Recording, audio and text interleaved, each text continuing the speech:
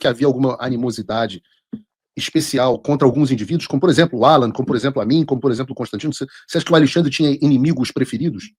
Hoje sou eu, né? Já te falei isso. Mas antigamente era Alan, você, Constantino, que estavam aí fora, Zambelli, é praticamente esse daí. Óbvio que tinha com menor busca, Daniel Silveira, Nicolas pedia, Bia Kicis pedia, mas você, o Alan e o Constantino era o top one. Eduardo Tagliaferro revelou detalhes de como Alexandre de Moraes pressionava seus juízes auxiliares para perseguir toda a oposição ao governo Lula. Tagliaferro ainda disse que Moraes sabia que estava fazendo coisas erradas e pedia para os auxiliares destruir provas de seus crimes. Você lembra de alguma coisa do Eduardo Bolsonaro? Ou naquela época ele não estava muito no radar? Não, não. O radar maior ali era ver se eles publicavam alguma coisa referente a golpe, a botar movimento em rua. Não. Você tá falando com o Magno Malta, eu não tinha reparado isso, mas o Magno Malta falou assim: eu não entendo por que ele nunca fez nada de mim, de fato. Nunca teve nada do Magno Malta. E o Magno Malta falava, a gente até hoje, só depois você conversando com o Magno Malta, a gente tenta entender o porquê que com o Magno Malta ele nunca fez nada, mesmo o Magno Malta se manifestando. É O Magno incrível. Malta é muito gente boa, é difícil não gostar do Magno Malta. Se sentar com o Magno Malta para bater papo, você fica 10 horas conversando com ele. Um abraço aí Sim. pro Magno Malta. Mas é difícil, né? A gente não conseguia entender. O próprio Magno falou para mim, não entendo. E aquela história, você teve no Senado agora, acho que no mês passado, e uma das coisas que a gente noticiou aqui no Paulo Figueiredo Show foi um relatório usado para justificar uma operação da Polícia Federal, que, se eu não me engano, era de agosto de 2022, e ele teve a data alterada. Ele foi produzido em 28 de agosto, mas foi registrado como 22 de agosto. E aí, eu anotei aqui que você disse que produziu documentos para dar a impressão de legalidade a investigações que já estavam decididas. Sim. Em alguma ocasião, Alexandre te deu, ou a um outro subordinado que você saiba, uma ordem direta, ou por escrito, ou para alguém, talvez para eles, para adulterar a data ou manipular relatório? Ele pediu, na verdade, esse trabalho não era para ser direto comigo. Ele pediu para o Ayrton Vieira fazer esse procedimento com data anterior à busca e apreensão. Por quê? Dia 19 foi feito um relatório identificando, ele pediu para poder olhar as publicações do Amado, pegar lá, recortar aquele. Você lembra que tinha conversas de WhatsApp? Amado, você está falando. Deixa eu contextualizar Metrópolis. aqui para o espectador. A gente está falando do caso dos empresários do grupo de WhatsApp que tinham um grupo lá interno, trocaram mensagem, essas mensagens tinham um infiltrado lá dentro do grupo, elas foram publicadas pelo Guilherme Amado, e o Guilherme Amado. E aí, por favor, continua daí, Tareferro. Tá. Aí você estava dizendo, ele pede para recortar a reportagem, os diálogos da reportagem do Guilherme Amado. Para mim foi encaminhado a reportagem do Guilherme Amado e falou: faça um relatório. Foi meu primeiro trabalho, praticamente, dentro do TSE.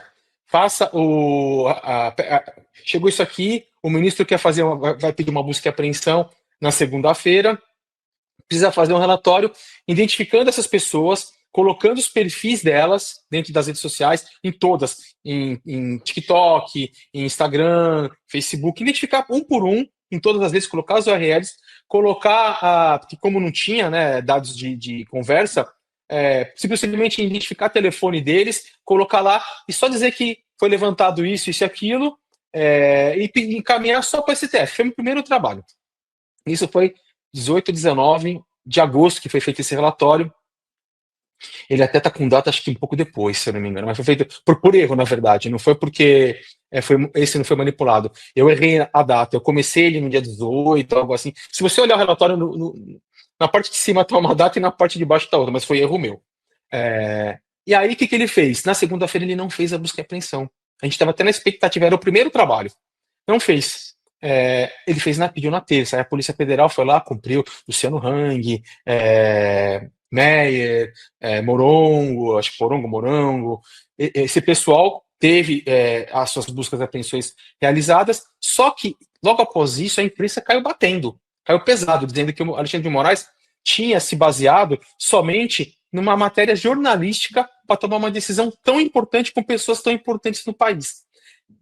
E com isso, ele ficava muito preocupado com a imagem, acredito eu. Aí ele pediu para Ayrton Vieira montar um procedimento anterior à busca e apreensão para dizer o seguinte: olha, a busca e apreensão não se deu somente com a matéria jornalística do Amado.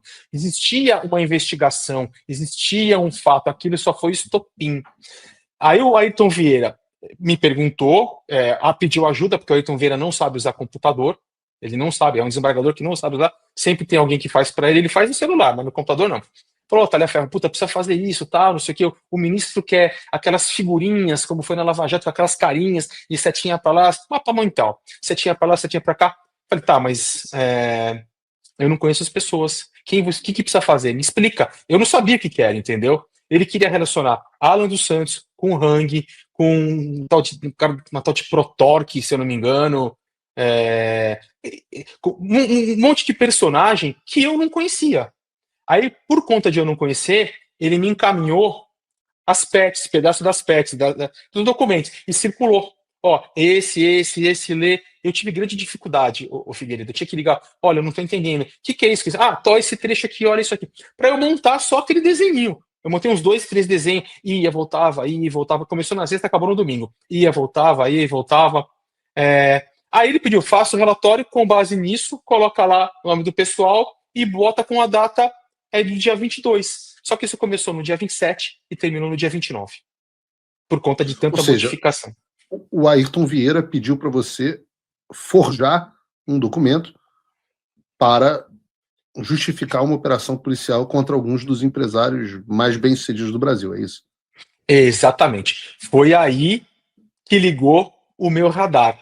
Porque até então, fala assim, deleta tudo, a conversa, o ministro pediu para deletar, ele não quer nada nos telefones. Aí eu falei, pô, mas deletar, a data já não tá legal. Ele não quer nada nos telefones, você tá falando ele, o Ayrton, ou ele, o Alexandre?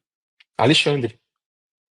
Ou seja, o Alexandre sabia que estava destruindo provas do crime que ele havia cometido de fraude. Ele pediu para o Ayrton fazer isso. O Ayrton falou, o ministro que pediu. Entendeu? Ele pediu. Só para você entender. O ministro forja e falsifica um documento para justificar a posteriori uma operação que ele já tinha feito com base, você está me dizendo aqui, com base na notícia do Guilherme Amado apenas. Exatamente. E daí, ele, não satisfeito em cometer o crime, ele também quer assumir com um cadáver e destruir provas. Então ele manda vocês apagarem tudo para que tenham de provas em relação a isso. Exatamente. A partir daquele momento, eu identifiquei aquilo, falei, opa, eu não vou apagar, pensei comigo. Só que eu tinha acho que 1 ou 2 semanas de teste. Se você pegar minha nomeação, você vai ver que foi na primeira ou na segunda semana que eu estava lá. Primeiro eu já vi um grande volume de direita e nada de esquerda. Já achei estranho, questionei meus servidores. Depois eu peguei e vi isso. Falei, opa, tem coisa errada aqui. Aí começaram, eu não deletei, e começaram os meus pedidos de exoneração. Cheguei a 8 vezes pedir exoneração. Eu era o rei da exoneração. Fiquei taxado com figurinha, com chacota, todo mundo, figurinha, eu sou rico, não preciso trabalhar, vou pedir exoneração, tudo com a minha face. E isso me deixou um tanto quanto preocupado, Figueiredo. Como que eu vou deletar uma coisa que eu tô vendo que tá errada? Tô vendo que o cara tá fazendo, tô vendo que o cara começou a perseguir um espectro. Não tem nada. Mas até então, do espectro, o Figueiredo, era a primeira semana. Então, podia ser que vinha na outra semana alguma coisa de esquerda, né? Mas o fato de uma manipulação processual, eu sou formado em direito. Falei, e agora? O que eu faço? Naquele momento eu já me vi preso na situação, até mesmo para poder sair de uma forma. Eu não podia chegar, não quero mais trabalhar aqui, estou indo embora. Naquele momento, depois que eu tomei ciência de um fato daquele, eu falei, agora eu tenho que pisar em ovos, eu tenho que ir com cuidado, porque se ele tem um cargo máximo do judiciário. Se eu pisar na bola, eu trabalhava para o judiciário. Eu estou acabado. Eu vim para cá para estar na mais alta instância do país. Eu vim para cá para ter essa chancela final no meu currículo. E eu vou acabar com a minha vida. Eu tenho filho, tenho filhas, tenho família. Então foi quando eu comecei a mostrar a integração, ficar na manha. Ficava super bem e pedia, quero exonerar. Não aguento mais. Eu justificava que eu tinha muito trabalho, que eu estava cansado, que a minha família reclamava, mas assim, não, não, aguenta, vai mudar, vai mudar, vai mudar, vai mudar, e eu fiquei até a hora que deu a explosão final. Só uma coisa, Figueiredo, que é importante, que eu não falei ainda para ninguém, vou falar aqui para você. Não defendendo A nem B, mas ninguém tinha poder de decisão. Os próprios juízes auxiliares, você viu pelos áudios, estavam cansados, eles não tinham poder de decisão. Eles cumpriam. O ministro fala, faça assim. Ah, ministro. Não, é assim. Tanto que eu tive conversas com o Ayrton Vieira que ele falou: o ministro, ele sabe, eu tenho áudio disso, se quiser também depois eu posto. O ministro sabe que ele conhece, eu exercendo, eu sou desembargador, mas mesmo não exercendo, a gente sabe e tal, mas quem assina é ele, não adianta falar com ele, vai dar um problema lá na frente, mas é o ministro, o que a gente pode fazer? O medo faz com que pessoas que têm uma carreira acabam ficando quietos, e até a própria pessoa. Você nos Estados Unidos, você viu o que ele queria fazer. Imagina ao lado dele. Se você estivesse trabalhando no gabinete do lado, você não estava aqui. Eu entendo, mas ao mesmo tempo, esse mesmo de pessoa que diz que estava cansado, diz que tinha vontade de mandar um capanga, um jagunço, pegar o Alan, sequestrar o Alan e botar ele no avião e levar para o Brasil. Então, não me parece uma pessoa tão coagida assim.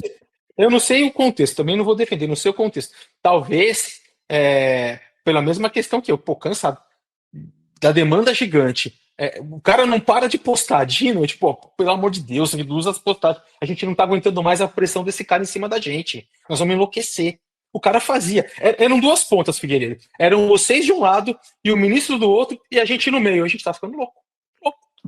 Então você acha que o homem macaco e eu enlouquecemos o Alexandre, é isso? Enlouqueceu a mim, imagina o Alexandre. Eu já sonhei com vocês. Pô, o Frota não estava nesse sonho, não, né? Graças a Deus. Não, eu sonhei com vocês postando. Bom, se tivesse o Frota no mesmo sonho, eu ia ficar preocupado aqui. Se você gostou desse vídeo, já deixa o like, se inscreve no canal e ativa o sininho para não perder nenhuma atualização. Compartilhe também com os amigos, porque aqui você fica sempre por dentro dos bastidores da política brasileira.